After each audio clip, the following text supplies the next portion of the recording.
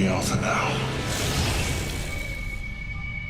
You can't get caught in the middle of this. Can't pretend to be normal. I don't want you to be normal. I want you to be alive.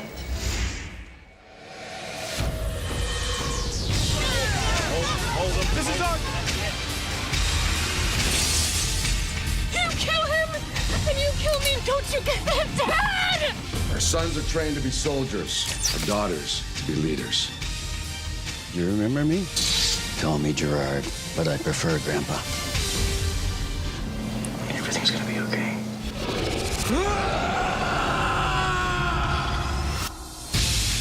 You can't just go around turning people into werewolves.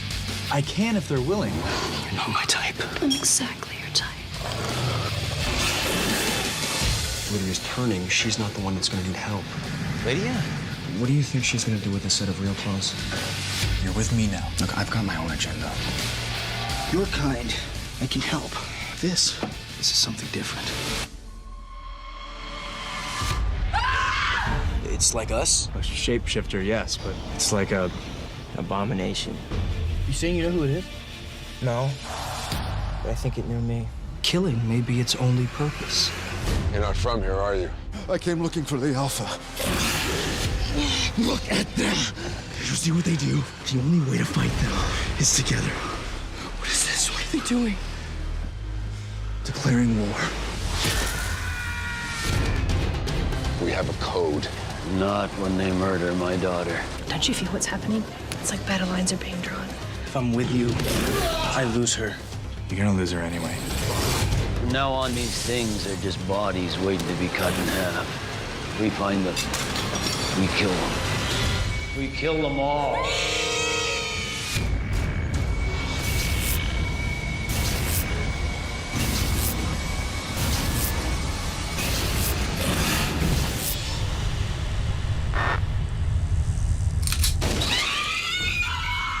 Teen Wolf. This is gonna be my first YouTube video. I've had a YouTube account forever. I got it so I could leave comments and you know, watch certain videos. Certain videos you can't watch unless you have a YouTube account. So I got a YouTube account forever ago, but I've just never made any videos. Mostly because a lot of the subjects I think about have already been touched on by, you know, a lot of other people, a lot of other great YouTubers that I love. I don't subscribe to anyone's channel. I just keep everyone up here, and you know, I check out their latest videos and stuff like that.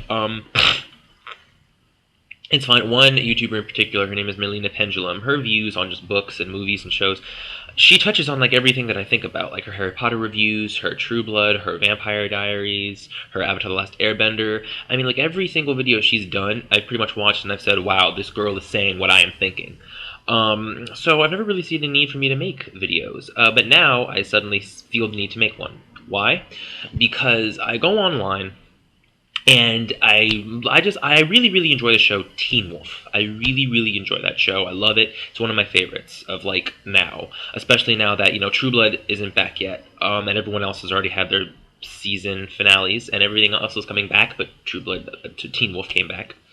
And I go online and I like to watch. It's one of the reasons I like to go online and see people's reviews, what they think about the show and stuff like that. Lately, all I've been seeing are these girls on YouTube talking about how awesome the show is because of the shirtless dudes. And I'm just like, really? You're not going to talk about anything of substance? I mean, I'm not going to mention the plot or the characters or anything like that. You're just going to go on and on for minutes on end about how awesome Tyler Hoechlin looks without his shirt, or how awesome Tyler Posey looks without his shirt, or how just awesome Jackson looks in his underwear. I'm just like, really? Really? I'm sorry, how much, you know, Colton Haynes looks in his friggin' underwear. I'm just like, really? He was a model. Go on the internet, there's billions of pictures. Why would you even need to feel the need to go on and on about that? I mean, come on, people. It's a show. Talk about the characters. Talk about the plot. Talk about something of meaning. Like, and the people who usually don't really have their stuff together. Like, this is a random video. Like, I don't have anything. This is not planned or anything, but, like, people, I don't know, I'm watching this and I'm just like, they're not really capturing it, you know what I'm saying? Like, I'm not saying I can. This is a random video, it's not planned. But I just mean, like, I'm just going to be talking about Teen Wolf Season 1, what I think about the premiere of Season 2, the characters, the plot, what I thought about Season 1, and ultimately just, you know, just what I think about the show. There are people who did do reviews. Dustin and Molly, they're on the channel Sci-Fi For Me, or if you just type up reviews for humans, they'll pop up. But they stopped making their videos after Vampire Diaries, the episode Break On Through. They just stopped making videos. I don't know why. I don't know if it was something personal or whatever, but hey, whatever. It's fine. Something happens in your life and you can't make any more videos, that's fine. You don't gotta explain yourself to me. Anyway, so season 1 of Teen Wolf. In the sense of I didn't like the first 2 episodes, it was sort of like the Vampire Diaries. I didn't like the first 3 episodes of the Vampire Diaries, but I kept watching and I fell in love with it. Same thing with Teen Wolf. First 2 episodes I didn't really like. I didn't really think it was all that great. I thought Scott was being really dumb. You're bitten by an animal in the woods. The next day the wound's healed over and you have all these new enhanced senses, strength, speed, and you're all of a sudden great at lacrosse. You don't need your inhaler anymore, and he's not questioning any of it. And I was just like, what's wrong with you, bro? Seriously, if I'm out in the woods and I got bit by something, best believe, with my mother who's a nurse or a doctor, I'm asking her to check that shit out, if anything. I ain't getting no rabies. Seriously. Scott was just being all kinds of dumb. But I was like, it's fine. It's the first episodes. Whatever. After I powered through those 2 episodes, Styles made it easy, but after I powered through those episodes, because I hated Jackson, I hated Lydia, and Allison, I honestly felt like she was just there to be Scott's love interest. But then after those 3 first episodes, it started getting good, and I got hooked. I love the plot, the mystery of the Alpha, the mystery of the Hale House fire, the whole thing where it's revealed that everyone the Alpha is killing has something to do with the Hale House fire, the revelation of who the Alpha really is, and who is responsible for the Hale House fire, and the whole backstory of, Derek sort of being responsible, having his own part to do with it, and that's why he sort of is the way he is, in the sense of being all badass and unemotional and stuff like that.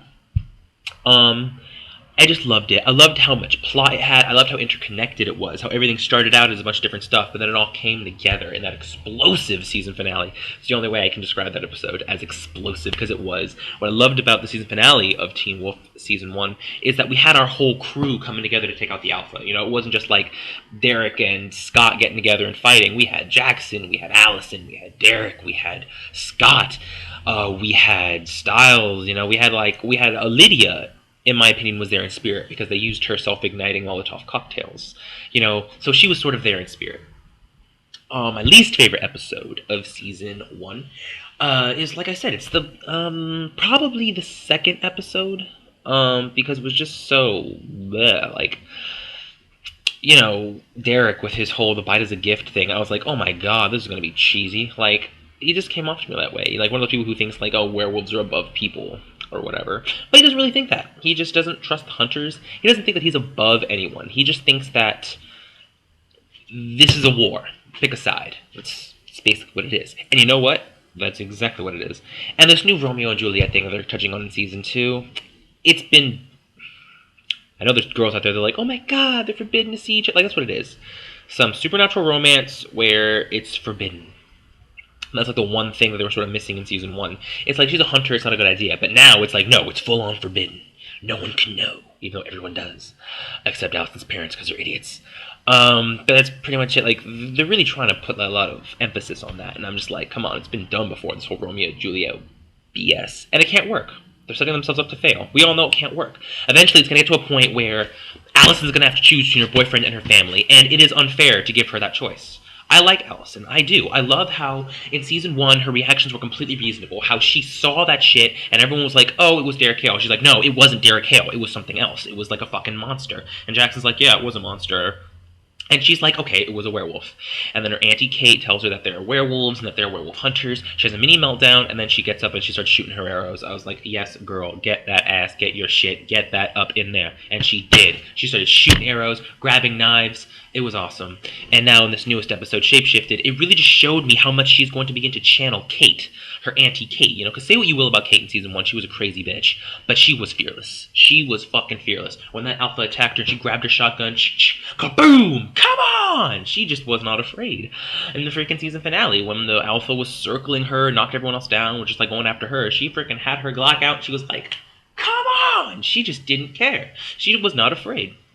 And you have to give her that. And that's what Allison strives to be. Fearless. She doesn't want that She doesn't want to be this scared little girl, can't handle herself. And you know what? From what I've seen in these previews, she's going to be coming into her own in this season, stepping her game up, and I love that because that's what I loved about Caroline in Season 1 and then Season 2 of Vampire Diaries. How in Season 1, Caroline was just this little victim, and then in Season 2, she became a vampire and started kicking ass.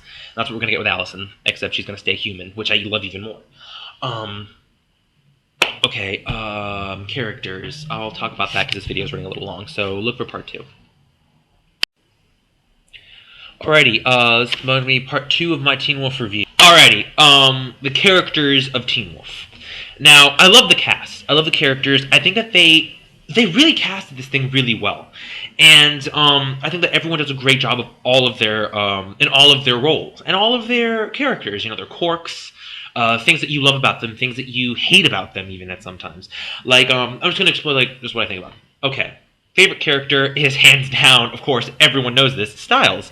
He is fantastic. I think Dylan O'Brien plays a fantastic Styles. I think he does a great job. Great job on your part, Dylan. Bianchi's gonna watch this. But yeah. He does a great job playing Styles. And what I love about it is that my firm belief in any show is that you cannot have good acting without good writing, and you cannot have good writing without good acting. Something that'll breathe life into the writing. And that's what I think that Dylan O'Brien and just the whole cast, you know, you got Tyler, you got T Twice, you got Colton, you've got Holland, and you got Crystal. And they all do such an incredible job of just breathing life into this writing. The writing is fantastic, the plot's fantastic, the dialogue is great, and the actors just do such a great job. That's why everything about this show just comes together so well, in my opinion. There are some people who, you know, could hate this show, which is fine. You know, everyone has their own opinion. In my opinion, I love this show. I love how everything comes together. So yeah, Styles is my favorite character. I think Dylan O'Brien does a great job. One thing that I thought was just so funny and, you know, just so it's just like when he came out and he said like he's kind of afraid that he'll meet people in life and they won't think he's as funny as Styles. And I'm just like, dude, you're movie kid 826. You know, you ain't got to worry about that. Like everyone knows by now that Dylan O'Brien started off as a YouTuber, Movie Kid 826. Look up his videos; they're freaking hilarious. I love them. But yeah, I think he does a great job. I love how Styles' character, you know, he doesn't. The fact is, he doesn't need to be getting involved in any of the supernatural bullshit, but he does because he's capable and he can help people. Unlike Scott in Season 1, and I'm gonna get to that. I'm gonna get to that when I get to Scott. But Styles, in Season 1, he was just so willing to help, so willing to just, like, put himself on the line for his friends. He is an awesome, awesome friend. God. Oh, I wish I had a friend like that, because he's just so freaking cool.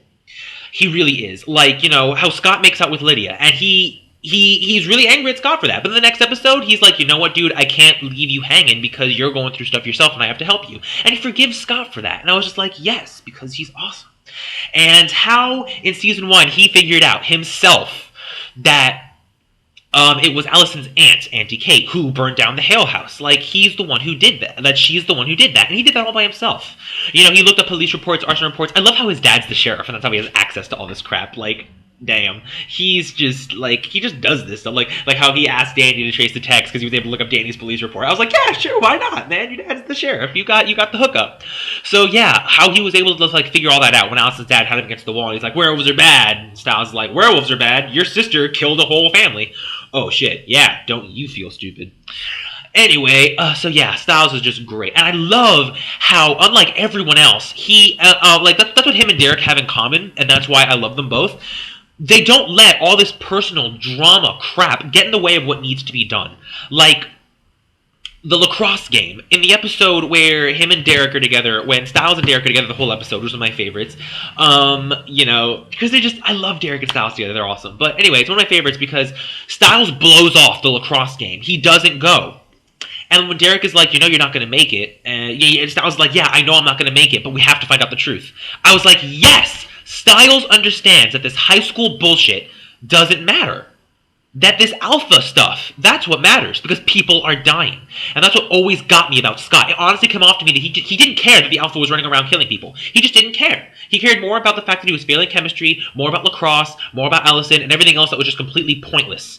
I'm sorry, but if people are dying, that takes precedent. Seriously, if someone is running around killing people, that's what matters. And if someone's around killing people and it's within your power to stop it, it's your responsibility to do so. But Scott didn't feel that way. Scott was just like, oh, well, you know, I'm going to turn off my cell phone and hang out with Allison some more. My God, Scott got on my nerves. But Styles didn't. Styles handled his shit. He handled everything like a champ. Like, whenever he was stuck with Derek, he was just like, you know what? I'm just gonna roll off my shoulders. I'm awesome. I'm Styles. I'm gonna solve some shit. And he did. He solved everything. He was great. That's why I love Styles, because he doesn't let anything get to him, despite the fact that everyone's crapping all over him. He's just like, you know what? Shh. Whatever. That's exactly why I love him so much. It's one of the reasons why I love Derek, but I'll get to that later. And next, we've got Tyler Posey, who plays Scott McCall. I think Tyler Posey does a great job. It surprised me how emotional he could get, and also how dumb he could act. Like, that's why I love all the actors, because they can do it all, in a sense, you know? That's why I love, like, Tyler Posey. And in real life, I'm sorry, in real life, am I the only one who gets this surfer vibe from him? That he's just like a surfer dude? That's what comes like Dylan, he just comes off to me as sort of like a laid-back, chill skater. And Tyler comes off to me as this, like, laid-back, chill surfer. Like, am I the only one who gets this vibe from them? That's why, like, whenever I see them in real life, I'm just like, like, I can picture them just, like, hanging out with their backwards baseball caps playing Xbox all fucking day long. Like, it's just awesome. I think he does a really good job of playing Scott. Scott's character in and of himself, like I said, in Season 1, he annoyed the crap out of me. It was like he thought that everything else was more important than all this alpha werewolf business. It's like, yeah, no, I need to play lacrosse. Yeah, no, I need to go hang out with Allison. Yeah, no, I need to go and whine about how I'm failing chemistry and how I'm not doing well in school. And that episode where he makes the bowling date with Allison and Jackson and Lydia, and he's just walking down the hallway, and he's just lying out, like, it's like he's reading off a list of just, like, shit to complain about. Oh my god, I'm failing chemistry, and I made a group date, and Allison's family wants to hunt me, and I'm late for work. I was like, oh my god, bro, shut up! Stop whining! Like, seriously, he was so whiny. The one thing that stopped me from punching my television at that point was just Styles walking. He was like, man, you can't be part of a group date. You become a girl's gay best friend. You and Danny guys are hanging out. I don't think Danny likes me very much. Am I attractive to gay guys? I was just like, that's what saved that whole scene for me. I was just, like, laughing. And I was like, Scott, you didn't answer my question. Am I attracted to gay guys? I was like what? Like, that's why Dylan does a great job of doing that. Dang it. Like, I'm sorry. My Styles fan self just keeps popping out. But yeah, Scott was so whiny. But he had his moments. Like, you know, when he saved Jackson from Derek, which, if you ask me, I was like, why? I would have let Derek kill him, and then I would have stepped in and been like, oh no, I got here too late. Yeah, I wasn't up there watching. I would have been up there watching. I would have been like, yeah, that's right, get him, Derek. And then, like, after Jackson's a mess of shredded flesh on the floor, and I come out of nowhere and be like, stop, Derek. Oh, oops, I got here a little too late. See ya, peace, Derek. No, I'll see you tomorrow. Like, that's seriously, because Jackson's an ass, and I'm gonna get to Jackson after I get to Derek. But, you know, I do think that Scott this season is going to be a lot better, because, you know, he cared about Isaac. I think he is judgmental at a lot of points, you know, like how he calls Isaac an idiot for wanting to bite. And I'm just like, dude, that's another thing. He never puts himself in anyone else's shoes. He never really tries to understand why other people do the stuff that they do. He just judges.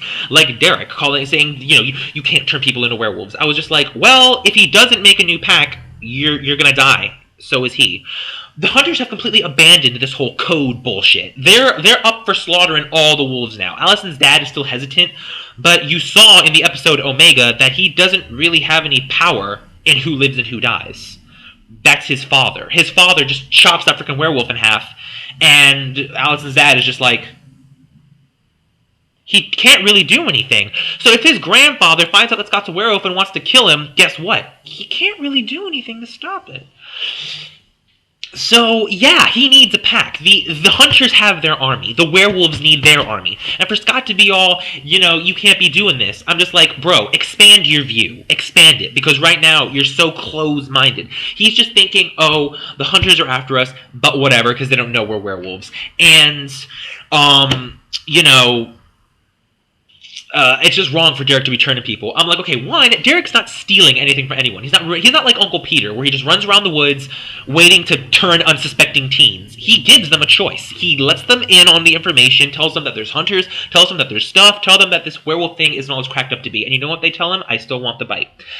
It is a bit manipulative on his part, a bit schemy, because believe me, if you go to someone who's emotionally vulnerable, like, you know, a kid who has no friends, no girlfriends, who sucks at lacrosse, who doesn't particularly excel at school, and whose home life is shit because his parents abuse him, believe me, he's going to be up for anything if it involves power.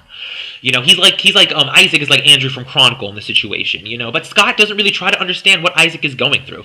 Like, did you explain all this to Isaac? Yeah, and he still wanted it. Well, then he's an idiot. I was like, what? Who the hell are you to be calling anyone an idiot? And then Derek's like, yeah, you're the idiot dating the Argent's daughter. I was like, yeah, seriously.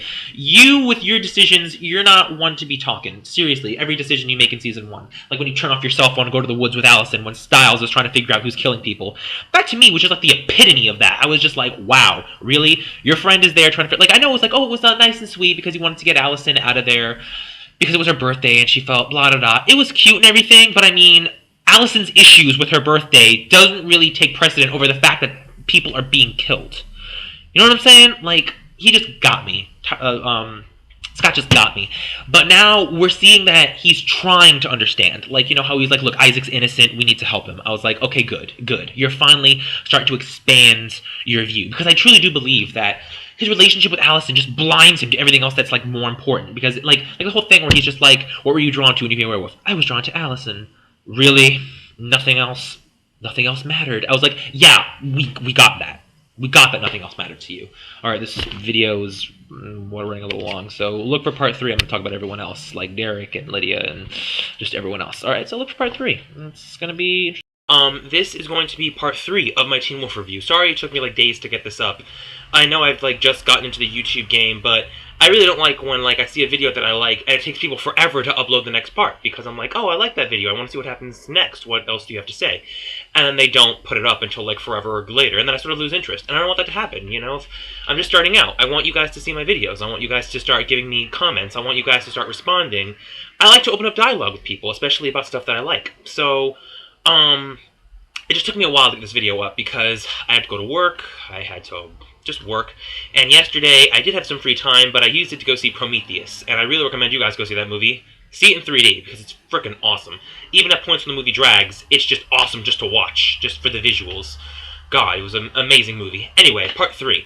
I was talking about the characters, and I already talked about the characters of Stiles and Scott. Now I wanted to get into Derek and Jackson. Okay, Colton Haynes and Tyler Hoechlin do an incredible job of playing these roles. Why do I think so? Because these are the most complex characters of this whole show. They really do a good job of juggling the multiple sides to these characters. The writing is great. How they go in depth into their characters is absolutely fantastic. I think that, let's talk about Derek first. Tyler Hoechlin does a great job of playing Derek, because like I said, he can just juggle the multiple sides of this character. What I love about Derek is that he started off as one thing. Like all the characters, they started off as something, and then as the season progressed, they became something else. And now in this premiere, we're all seeing these whole new sides to these characters, and that's what I love.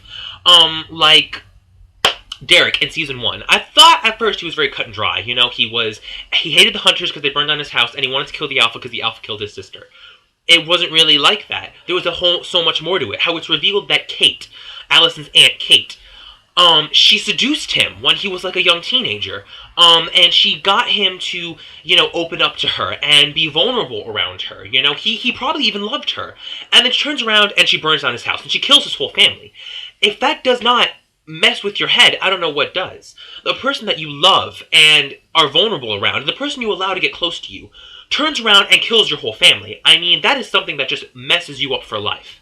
You know, and I can see why Derek now, he puts off this exterior, that he doesn't want people to get close, that he doesn't really let anyone in, because the last person he let in killed his whole family. And in season 1, how the only people he had left were his uncle and his sister. Those are the only people he had left. That's the only family that he had left. And you know what happens? His uncle kills his sister, and then he has to kill his uncle. I can't even imagine going through something like that. But I do think that he is a great, complex character. Because you don't fully understand his motives. And I don't think we ever truly will, unless you've been through something like that. I mean, I understand why he wants to create this new, army, you know, to go up against the Hunters. You know, he needs a new pack. They need a new pack. Strength in numbers, and also to add to his own strength. But I think that also, in a way, it's really fascinating, because it's almost like he wants to create a pack to replace the family that he feels responsible for destroying. Because he did have a part to play in the fire. It was a small part. But the fact is, if he had never allowed Kate to manipulate him, and if he had never got so close to Kate, she probably would never have gotten the info that she needed, to know all about the werewolves and to ultimately plan the fire. So he does feel this level of responsibility. I mean, that episode where Kate just has him locked up in that basement and she's torturing him and she's taunting him about how, she got close to him and she seduced him and how she manipulated him and how she burned down his house. Thanks to information that he gave her. And you see his face, and he's about to break down. I mean, he just has this pain and this guilt inside of him. And he projects this exterior because he wants to keep everyone away. He doesn't want to let anyone in. And he wants to create this new pact to create defense against the Hunters. And like I said, it just bothers me how Scott just goes judging him because Scott has no idea. I don't think anyone has any idea what Derek is going through. And his motivations for this, like I said, they are what they appear to be, that he wants to create a sort of defense, but I also think that there's this whole other side to it, where he almost wants to create a new family for himself to make up for the family that he feels partially responsible for destroying. And I think that he's a complex character. I think he's great. And I also think that he is a badass. He's the most badass character on the show. I mean, Stiles is cool. Stiles is great. But Derek is just badass. I mean, that whole episode where, like I said, him and Stiles are together the whole episode. And then, it's like, Stiles just leads the whole episode. He's figuring stuff out. He gets Danny to trace the text. And then when they get to the hospital and it's revealed that Derek's uncle is the Alpha, Derek tells Stiles, get out of the way. Stiles jumps out of the way, and then Derek just goes all badass and fights his uncle.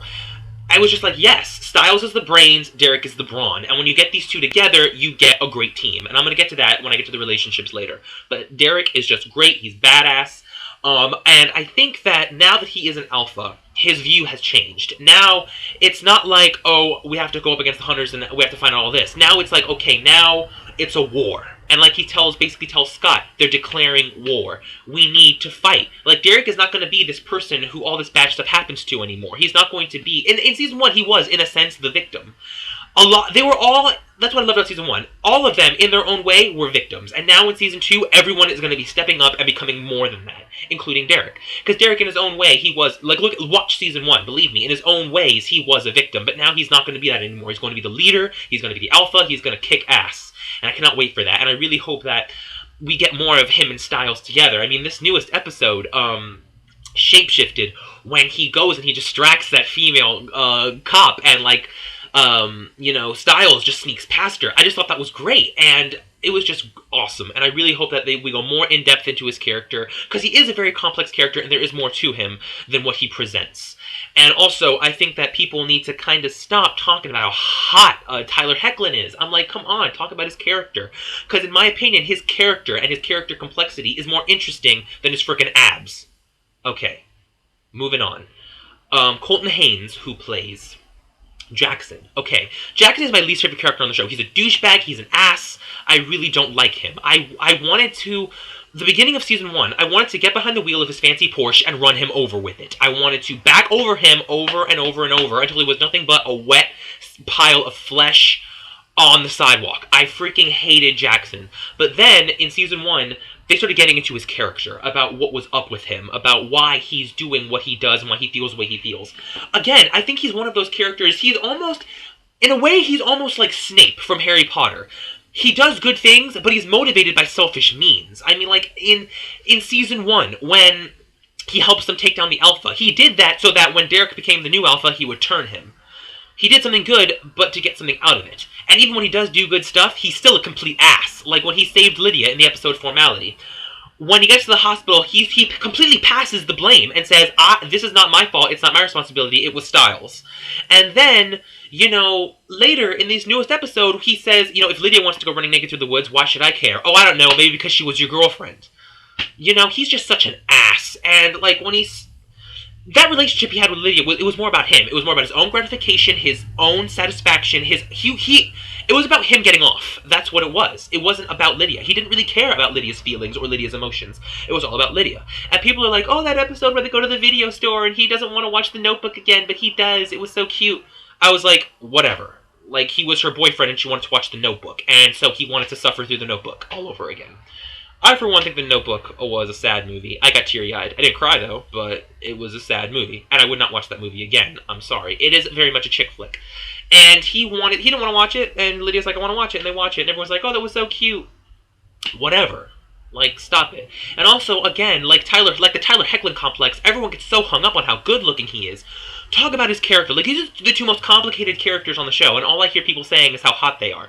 Please talk about how complicated these characters are, because they are. Especially Jackson. His whole thing where he's trying to prove to the parents that gave him up that he's worth keeping. I think that is so interesting. How it shows you how he's trying to achieve this level of perfection, whether it's physical perfection, whether it's how he looks, whether it's being a co-captain of the lacrosse team, whether it's, being the king of the social order in the school. It's all to prove that he is worth something, that he is above everything, even if it means not being human anymore. I mean, the first thing he does when he puts together the fact that Scott's a werewolf is he goes up to Scott and says, "Make me a werewolf too." He wants to be a werewolf because he wants to achieve a level of perfection, even if it means not being human anymore. And I think that is just so, so interesting. I mean, it's just great, and it's so complex. And I truly believe that if he became a beta, he would make an attempt to kill Derek, to become the alpha, because he wouldn't stop there. And I really think, and also, what annoys me is how everyone is confused about why he's not, why he didn't take to the bite. The black goo should have given it away, if anything. I mean, okay, look. In Season 1, Derek got shot with a wolfsbane bullet, and it is revealed that wolfsbane is toxic to werewolves. While Derek was poisoned by this wolfsbane bullet, he scratched Jackson on the back of the neck, and Jackson got wolfsbane poisoning, and the doctor told Jackson, "You have wolfsbane in your system." Right there. When Jackson was bitten, the werewolf virus, or whatever you want to call it, tried to turn him, but because he has wolfsbane in his system, it fought it off. He cannot become a werewolf because he has wolfsbane in his system, and wolfsbane fights off the werewolf bite.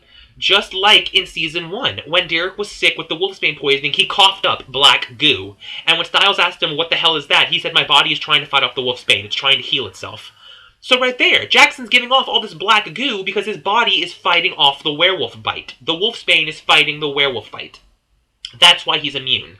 Now, as to whether or not he's going to be immune for the rest of his life, that's still a question. But he totally screwed himself over. When Derek went up to him and said, "You're part of my pack now," Jackson said, "Screw you, I got my own agenda, I ain't following you in McCall and howling at the moon at night." And Jackson said, "Well, your body's rejecting the bite." So even if, that wolfsbane scratch only made him immune to this one werewolf bite and he can be turned, guess what? The only alpha in town is Derek, and Derek is not going to turn him now. The only reason he's turning people is because he needs a new pack, and he's not going to turn someone if they're not willing to become part of a pack. And Jackson just basically screwed himself over by telling Derek, "I'm not going to be part of your pack."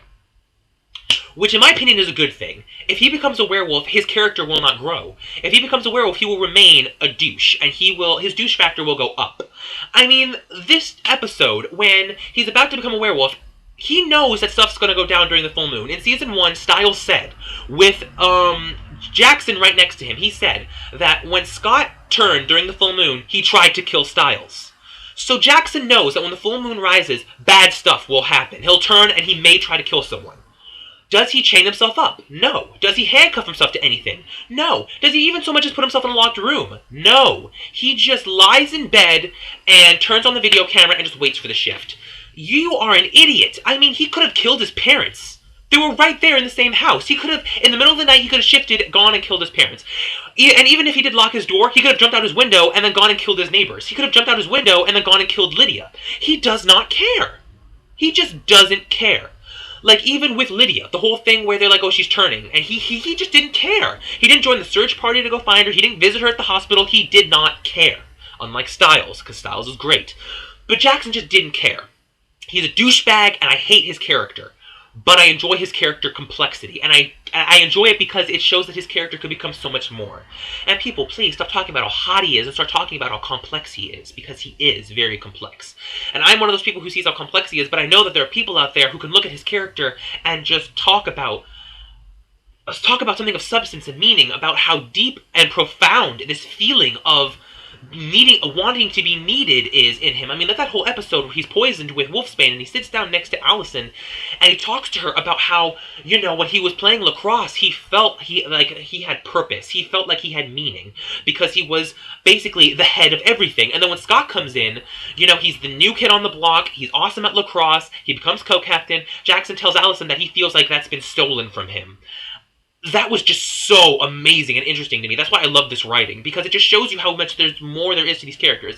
And I love how Colton Haynes can portray that. How he can show you that he can be a douche at some times, but then other times you can feel completely bad for his character. I mean, like Formality, the episode where they have the dance, and he leaves the dance, and he goes into the woods because he thinks he sees the alpha, and he starts crying and whining about how he wants to be a werewolf because he doesn't want to be one of them.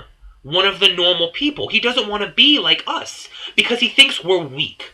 And he sees that weakness in himself, and he wants it gone. He wants to be a werewolf so that he can be stronger, so he can be powerful, so he can purge himself of his human weaknesses. Like this empty feeling that he feels inside of him because his parents gave him up. It was just so awesome. His character is just so complex and so awesome. Okay. I'm going to get to Lydia and Allison in my next video. Please check that out. It's going to be part 4. Alright? Check that out. Alright, peace. This is going to be part 4 of my Teen Wolf review. Talking about the characters. I want to talk about Lydia and Allison. Now, I think that Crystal Reed and Holland Roden do an incredible job. Like I said, this whole cast. The fact that they found such young talent and put them all together in this show still blows my mind at times. It is a great cast, and these are great actresses. And the fact that they can do such an amazing job of playing so many different parts of these characters, you know, like you see their strengths, but then you also see their weaknesses. Like at times they're like, you know, and that has to be done, and that has to be given credit to the writing. The writing is amazing, but the acting goes along with the writing so well, as I said. Okay. So, let's talk about Lydia. Holland Roden does a great job of playing Lydia. I really think that she does a perfect job of showing that this is what the character is. But wait, there's more to her than that. It's a lot like, you know, Colton and Tyler as Derek and Jackson. They do a great job of showing, yeah, this is our character. You've got the badass, you've got the douche, you've got the bitch. But there's way more to them than that, you know? It's not just that. Like Lydia, she has this whole interior. A beautiful interior, if you ask me. That she is smart, that she's capable, that she's driven. But she hides it behind this detestable mask of just the bitch who enjoys playing people against each other and thinks that the exterior is more important than the interior. She's just one of those people who acts dumb and who wears makeup, pounds of it, and, you know, curls her hair and wakes up 2 hours early every morning to curl her hair for school because she thinks that if she let anyone in to show her her real self, they will not like her. And that's really to be blamed. You could blame society for that, but if you ask me, it comes down to the parenting. And don't even get me started on Lydia's parents. That episode after her and Jackson have the encounter with the alpha, she's at home boozing it up and pilling it up, and her mom is just like, "What are you doing? Your child's popping pills." Whatever, and she lets Styles, a boy she's probably never even seen before, in to see her daughter, and then she closes the door. I was like, yeah, sure, your drugged-up daughter left alone with some boy you've never seen before. I'm just saying, like, Styles isn't the type of person who take advantage of her, but for all her mother knows it could have been. I'll get to Lydia's mother and all the other characters after I get to Allison. Now, Lydia herself. I think that there is so much that could be done with her character, especially now in Season 2, and especially now that she's not the head bitch in charge of the school anymore, you know, like, everyone, like, when she walked in and everyone was just staring at her, I was like, yeah, because you're not the beautiful, popular girl anymore. You're the Looney Tune who went running around naked in the woods for 2 days. But whatever, she lost 9 pounds. She does present this, she's the enjoyable bitch, though, if you ask me. Every show needs one, the enjoyable bitch. She is, like, when Allison's like, "You ready for this?" "Oh, please." It's not like my aunt's a serial killer. I was like, "You bitch." It just made me smile. I was like, "Ah, you bitch." But, it is awesome, though. I'm sorry, I keep using the B word. But it's true. It's the only way I can describe her. What would you rather me say? But she is fantastic, though. Holland Roden does a great job, because there is more to her than that. I mean, that episode where, she comes up with the self-igniting Molotov cocktails when they're trapped in the chemistry lab. I was like, yeah, only a genius would think of something like that. But then, the episode after that, I wanted to smack Lydia in the face. How she kept poisoning Allison's mind against Scott. He left us there to die. He didn't care about us. And then she goes and she makes out with him.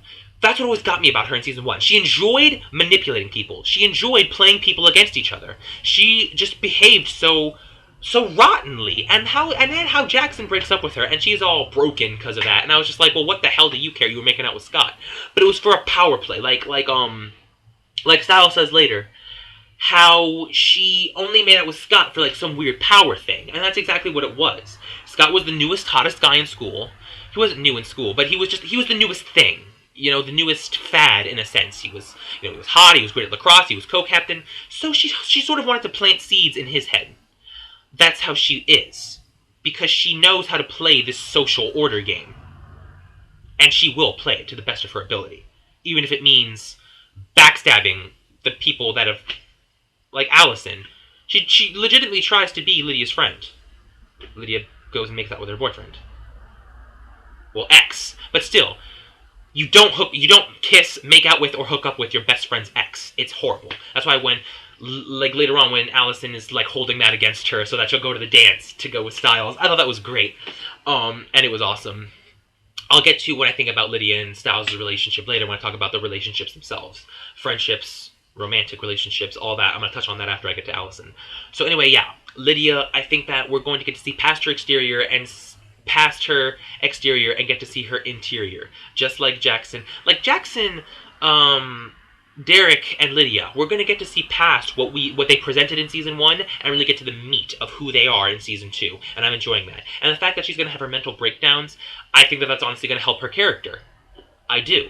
And if everyone's wondering why she's hallucinating, it's because she has alpha memories. Come on, the burned hand that reached up and grabbed her in the shower. Even the water turning black. Come on, that's like soot from the burning house. Come on, guys. It's alpha memories. She has a head full of alpha memories. And people were wondering, well, how come Lydia's going nuts and having hallucinations, and Scott, when the alpha scratched him, he was fine? It's because Scott's a werewolf. Lydia's human. Just like Jackson when Derek scratched him. Aside from getting memories, he was also hallucinating. Remember the claws coming out of his mouth? And the doctor pulling the plant out of his neck? It's because if a human is scratched by a werewolf, aside from getting memories, they will also hallucinate and go a little loopy. If a werewolf is scratched, they just get memories and it's a lot easier. I'm guessing it has something to do with their ability to heal. But humans, we're not so lucky. We will go nuts. And that's what's happening to Lydia. She's getting all these memories, and she's just getting all this crazy stuff. As to why she hasn't become a werewolf yet, because I don't think she is a werewolf, but as to why she hasn't yet, yeah, I think it's because, obviously, she's not entirely human. Maybe there's something supernatural about her. Maybe there's something supernatural about her heritage. Whatever. One person said that they think they're going to make her a witch. God, I hope not. I really don't. Vampires, ghosts, and witches, stay away from it, because everyone else has done it. You know what I'm saying? Give me something no one else has done. Why do you feel the need to keep redoing all of these? Why do you have to limit yourself to these supernatural creatures? There are dozens of cultures going back hundreds of years, dozens of supernatural creatures per culture, and there's dozens of them. There's a whole plethora of supernatural creatures you can choose from. Please do not use witches. Please do not use ghosts. Please do not use vampires. Expand. If you're going to make Lydia something supernatural, let it be something that we haven't really heard of. Or if it is something that we've heard of before in other stuff, make it your own, like your werewolves. I think the werewolves is great. I mean, that episode when Uncle Peter tries to get past the vet, but he can't because of the Mountain Ashwood. That was beautiful. I'm a myth buff, so I knew about that. I was like, Mountain Ashwood, damn, these guys know what they're writing about. So you're capable. Make her something else. Please don't do what everyone else has done. Alright. Let's go to Crystal Reed, who plays Allison. Love Allison. Allison, in Season 1, I loved her. I thought she was great. Originally, I thought she was just there to be Scott's love interest, but then they developed her, and, I loved how she wasn't letting shit get past her. How she saw the werewolf, and she was like, okay, that's not Derek Hale, that's a monster. And how, when she found the arrows, she wanted to see what the arrows does, and they were flash arrows or whatever. Like, she was putting stuff together herself. Of course, who would immediately come to the conclusion that werewolves exist and that your family are werewolf hunters, but she knew something was up. Kate saw that, and Kate couldn't stand treating Allison like a child. Kate wanted to treat Allison like a woman, like a hunter. And that's why she developed such a strong connection to Kate. And that's why I think she's going to start to channel Kate in this newer season. Kate and Allison, Kate was a crazy bitch, but Kate created a connection with Allison. Because she was the first person to start treating Allison like a grown-up, not like a little girl. She taught Allison, like Allison was already a great archer, but, she talked to Allison about the hunters, about the werewolves. She told Allison the truth. She taught Allison how to defend herself. She was basically a powerful, strong female figure for Allison. And since Allison wants to be a strong, powerful female, that's what she's going to start to do. When she grabbed that knife and started shouting, "Come on!" I was like, yes, that's Kate right there. That's what Allison is going to start to present. Kate. Because Kate was the strong female that Allison sort of needed to follow. And, you know, she was there at the time of Kate's death. She watched Kate die. That really imprinted Kate onto Allison, and that's why Allison should start acting more kick-ass this season. I mean, this episode where she took out the hunter's car and then she freaking got him in the leg with her arrow. Oh my god, I think I got a Woody there. I was just like, yes! Oh, Allison! That was just awesome. It was great. It was great. I loved Allison. Allison was fantastic, and I love that. I loved how this season, last season, like everyone else, she was a bit of a victim, and now this season, she's going to start kicking ass. It's going to be great. Alright, that's what I think about Allison. This video's running a little long, so look for my next video. I'm going to talk about the relationships, the secondary characters, and just wrapping everything up of what I think about Teen Wolf as a whole. Alright, see you then. This is going to be part 5 of my Teen Wolf review. Sorry it took me a while to get this video up, but a lot of stuff to cover, so let's get right to it. The side characters of Teen Wolf. Let's start off with the parents, Lydia and Jackson's parents. Now, I wanted to talk about them because these honestly come off to me as parents who don't play any kind of role in their kids' lives. I mean, seriously, the way Jackson's parents show up for 2 seconds in the parent-teacher conference episode and talk about how, you know, he has issues because he's trying to achieve this level of perfection so much that he seems obsessed, and how he has issues because, you know, he was adopted, yet you don't see his parents talking to him about these issues at all. And if you guys think that they do, but it's maybe just off camera, I don't think so, because he still acts like an ass. His behavior hasn't really changed at all. I mean, yeah, he's kind of starting to care, but that's just because of his interactions with Lydia, with Stiles, with Scott, and with Allison. I mean, like, these characters are going to start growing through each other. Not their parents, at least Lydia and Jackson, I think, because Lydia and Jackson are very much left to their own devices. They very much come off to me as teenagers who are left to their own devices, the way that they're obsessed with everything in high school and how they think that popularity and what's on the outside and lacrosse and everything like that matters more than anything else. I mean, they don't really come off to me as people who have positive role models in their life. I mean, Jackson's parents, all we know about them is that they adopted him, they're rich, and they threw a Porsche at him when he was 16. That doesn't mean they love him, that just means that they're rich. Lydia's parents, how, you know, they show up in the parent-teacher conference episode, again, for 2 seconds. They care more about sniping at each other than they do about finding out what's going on with their daughter. I mean, seriously, how her mother just leaves her pilled up in her room after her encounter with the Alpha, and then she leaves Stiles alone with her, and that's it. I mean, seriously, she doesn't really seem to care. Her dad, too, how he's there in the hospital, and it kind of seems like he cares, but then guess what? Like, 2 days later, she goes, like 2 days after she gets back from her feud state running through the woods naked, they allow her to go back to school. I'm like, what's wrong with you people? Talk to your daughter, find out what's going on with her, check her out, seriously, go get her checked out. But she goes like right back to school almost immediately after she gets back from this feud state where she's running around the woods naked for 2 days. They really don't seem to care, in my opinion. They're relevant to the story and they're relevant to the characters in the sense of being parental or helping them grow in any way.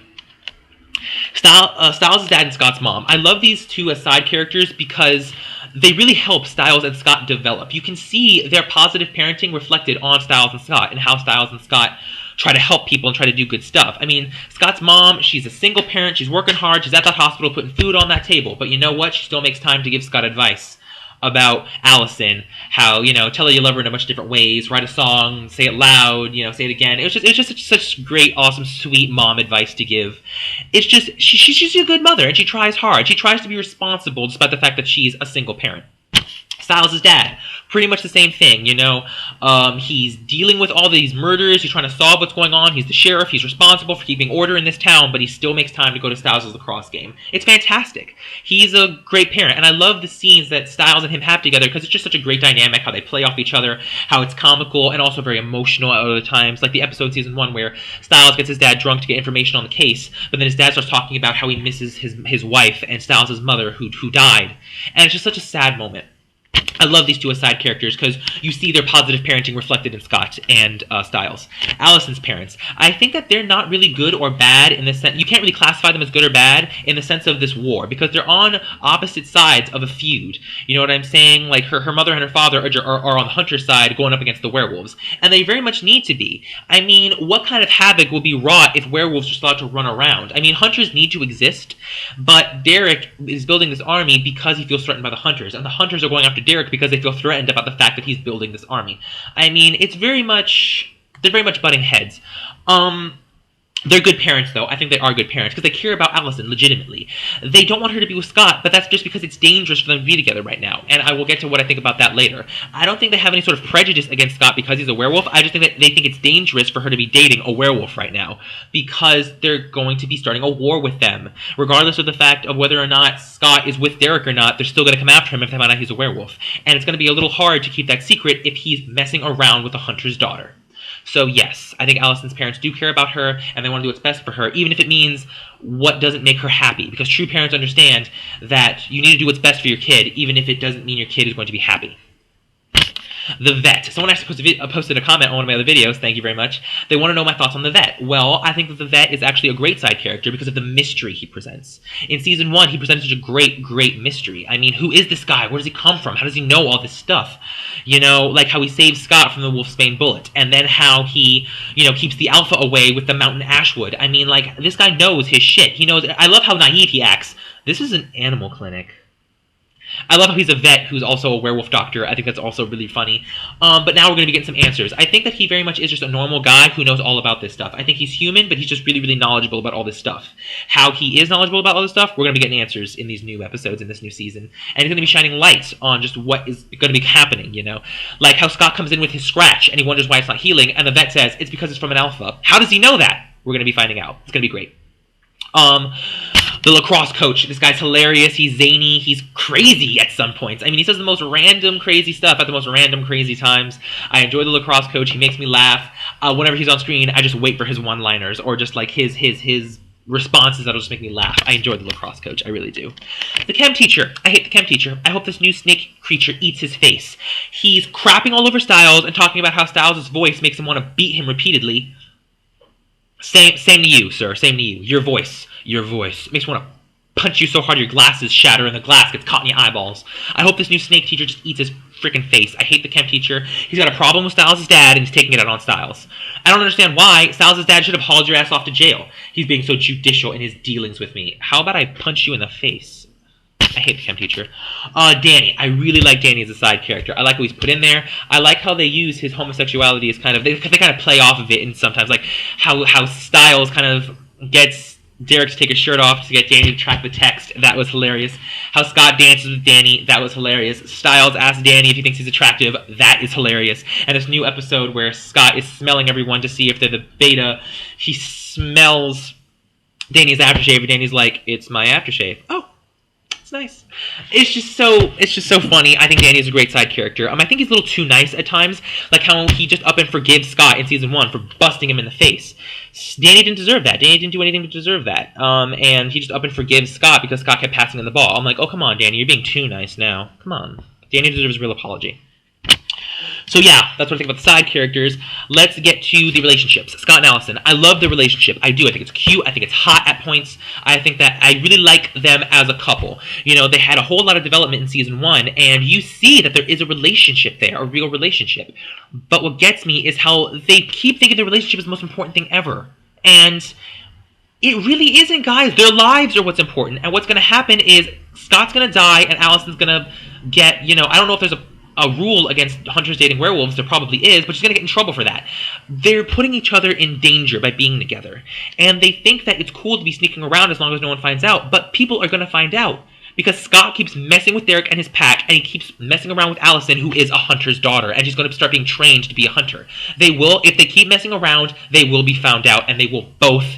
Then the shit's going to hit the fan. I mean, they need to cool things down, because and wait until all this dies down, okay? Love is patient. Love is patient.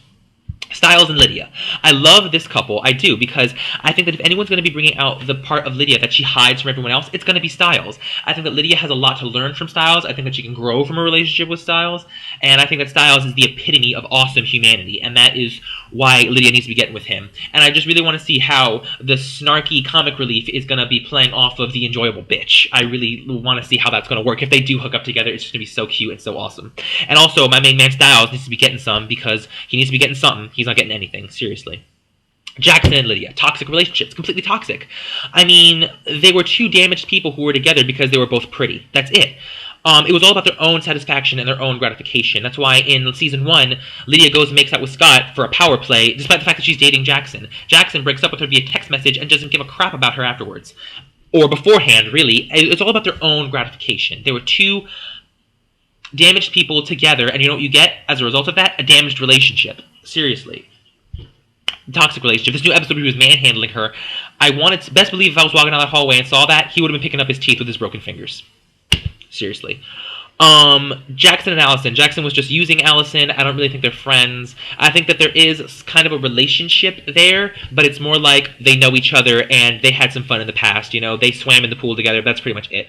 I think that she is so in love with Scott that there's no way she's going to be hooking up with Jackson. And also, Jackson's such an ass. He doesn't need to be hooking up with anyone until he gets over his own issues. Scott and Lydia. The only reason I put this in here is because they made out for like a minute in season 1 in the coach's office, and I think it would be really funny if they touched on that in this season, even if it was just at a joking capacity, you know, like have like Scott and Lydia be in a situation where like they're together and then it's like awkward because we made out.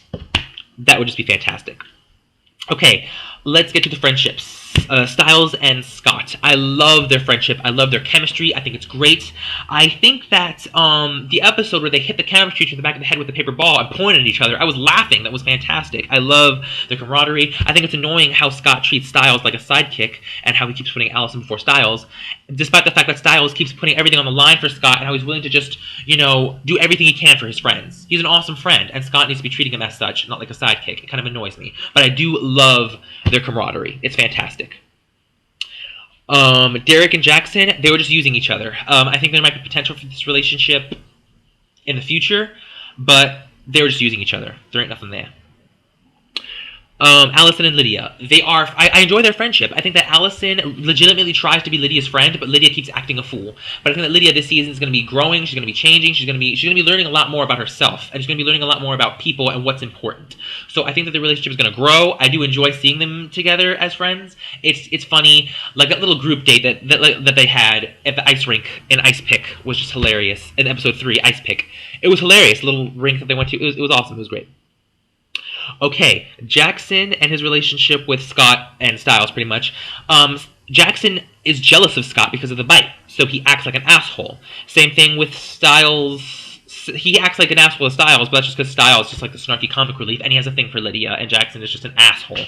And they don't like Jackson because Jackson's an asshole. Jackson can't be having no relationships, camaraderie-wise, romantic-wise, with anyone because he's such an ass. And in that vein, Danny and Jackson's friendship, it's been said that they're best friends. I don't see why. Danny's really nice. Jackson's an ass. I don't see how they're friends, especially since the fact that Jackson just uses everyone and Danny is nice. I don't understand how they're friends. Why? Because they're on the same lacrosse team? Makes no sense to me. They're polar opposites. How are they best friends?